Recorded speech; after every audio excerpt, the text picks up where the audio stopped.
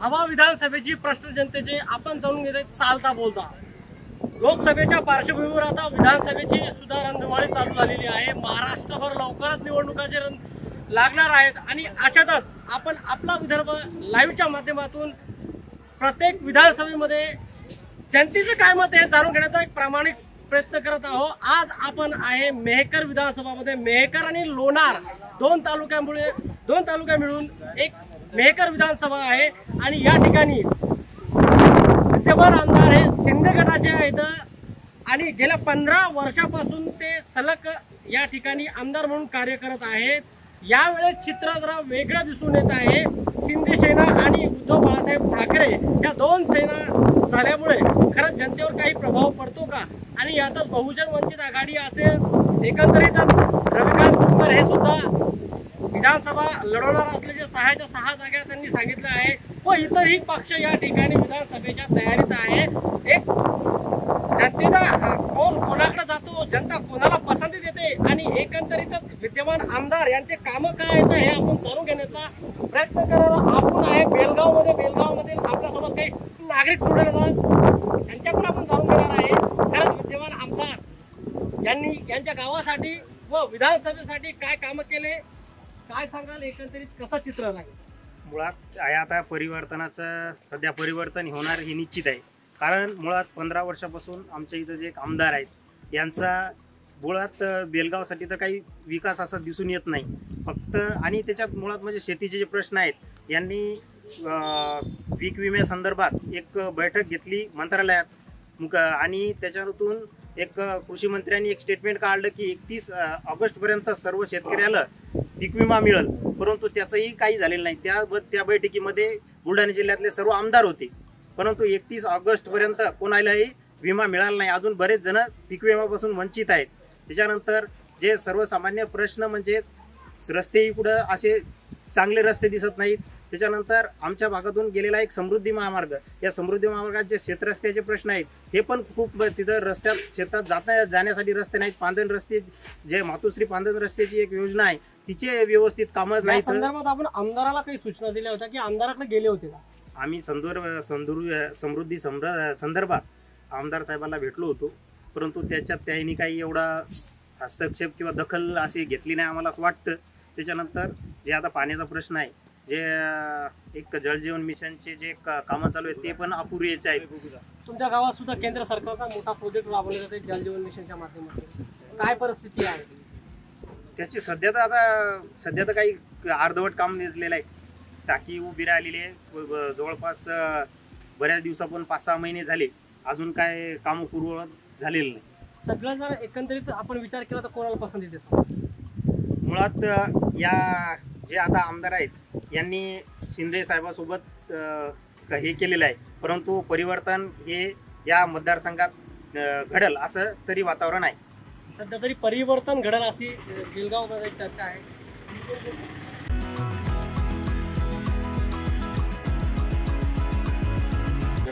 आपल्यासोबत काही गावातील पत्रकार आहेत, त्यांचंही मत आपण जाणून घेणार आहे।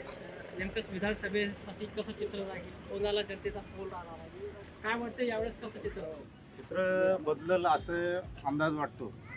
कारण की गावाचे बरेच क्षेत्ररस्त्याचे प्रॉब्लेम आहेत, शेतकऱ्याच्या समस्या आहेत। त्यांनी आता यावेळेस पीक विम्यासंदर्भात बोलले होते की 15 तारखेपर्यंत पीक विमा येऊन जाईल, त्याच्यानंतर 31 तारीख दिली, पण अद्याप बऱ्याच कास्तकाराच्या खात्यात बरेच काही नाराजी व्यक्त करत आहे। कोणाला पसंती द्यावी? पसंती उद्धव बाळासाहेब ठाकरे। काय वाटते आपल्याला, कसं राहील एकंदरीत चित्र? सर्वप्रथम मी आपला विदर्भ लाईव्हचे स्वागत करत आहे, कारण की बेलगावमध्ये सर्वप्रथम तुम्ही आलेले आहेत आणि येणाऱ्या या विधानसभेच्या निवडणुकीमध्ये नवयुवक व शेतकरी यांचा प्रश्न फार महत्त्वाचा आहे। नवयुवक हा नुसता भरडत चालला आहे, कुठेही नोकरीचा कोणी व्यवसाय नाही, काही नाही, आणि शेतकऱ्याच्या शेतमालाला भाव नाही, रस्ते नाही। त्यामुळे पडद्याच्या मागे सर्व आहेत, पडद्यासमोर कोणी येत नाही, पण येणाऱ्या निवडणुकीमध्ये दाखवून देतील की कोण आपल्याला विधानसभेचा आमदार करतात आणि कोण नाही।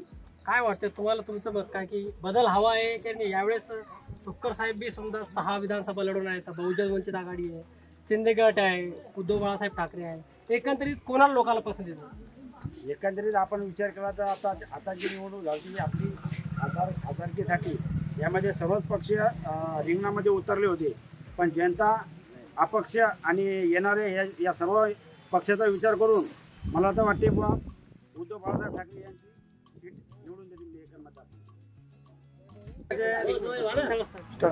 माझ्या लाडक्या बहिणीच्या योजनेचा फॉर्म भरलेला आहे. तर आज रोजी मला काय ते भरता येत नाही, पण मी सेतूवरती गेलतो ते भरलेले आहे. पण त्यांनी सांगितलं की बा तुमचा अर्ज अपलोड झाला. माझ्या मोबाईलवरून मग मी त्याला दाखविलं की बाबा हे अपलोड झाला, तर तो पूर्ण म्हणते की बा अपलोड झाला. तर मग मी तो म्हणे स्टेट बँकेत जा. स्टेट बँकेत 4 खेप चेकरा मारल्या, तरी मॅडम म्हणते ह्यो फॉर्म भरा, तो फॉर्म भरा. तो फॉर्म भरून दिल्याच्या नंतरही पैसे आजपर्यंतही आले नाहीत. मग म्हणतात तुमचं दुसरं खातं चेक करा.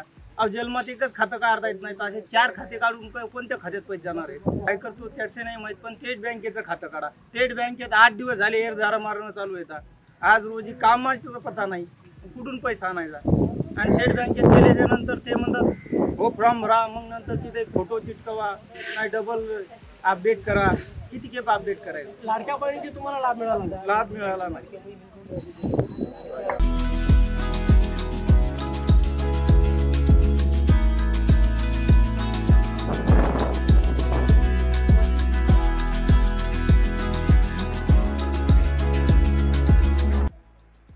आपण बेलगाव येथील आहे. बेलगावातील सरपंच हे आपल्यासोबत आहेत. आपण त्यांच्याशी चर्चा करणार आहोत. नेमकंच एकत्र विधानसभेचं चित्र काय आहे आणि गावाच्या बद्दल ही सुद्धा आपण जाणून घेणार आहोत.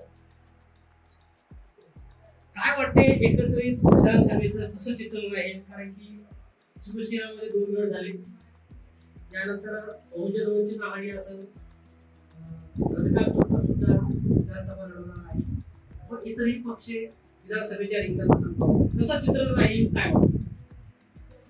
मी प्रथम विदर्भ आपला विदर्भ या चॅनलचे या ठिकाणी धन्यवाद मानतो की ते आमच्या बेलगाव नगरीमध्ये आले आणि त्यांनी आमच्या समस्या किंवा आमचे विचार जाणून घेण्याची या ठिकाणी संधी घेतली.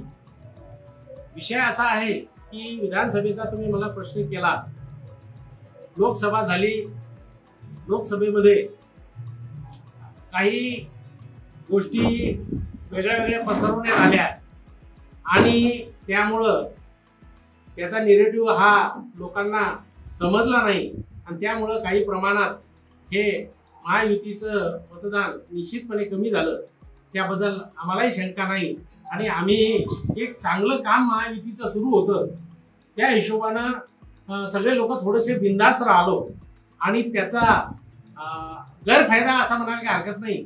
हा आमच्या विरोधी पार्टीला म्हणजेच महाआघाडीला थोडाफार मिळाला, त्याबद्दल कोणत्याही प्रकारची शंका नाही. परंतु आताचं चित्र हे वेगळं आहे.